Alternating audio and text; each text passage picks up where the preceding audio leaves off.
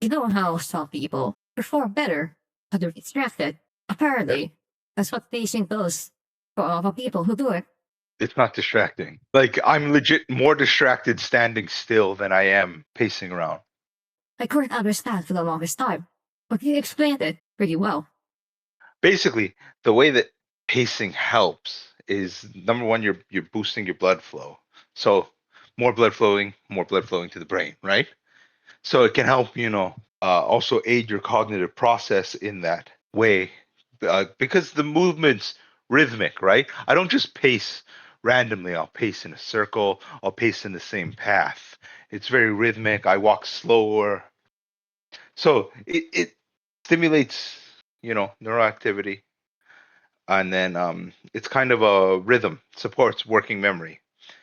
It's easier for someone like me to handle and think about complex problems while I'm walking around. The way you just explained it, it helps ease the process of thinking. You talk better when you're pacing. I believe it now. Well, the thing is, right? Even when I was in school, like you can't see them. I'm doing hand motions right now. It was agony for me, and I would sit there, and I remember teachers would scold me or scold anyone who did this. Is you sitting there, you bouncing your leg, you're doing other things because it's just like sitting still is agony for me. For the longest time, it looks a little disrespectful, but now I understand. At least with you. Well, I don't even eat sitting down if I can help it. I'm standing and I pace while I eat too. Like if I need to sit down and eat, I can do that easily because bounce my leg, hand motions when I talk. There's other things I can do, but I prefer to walk, stand, move, and I know a lot of people do. And I understand that a lot of people don't like because it can be distracting if you're someone who doesn't do well with movement when you're thinking or talking. It can be very distracting because I've dealt with that my whole life too. Is there are people who are distracted when I walk, when I move, while we're having a conversation. Myself included.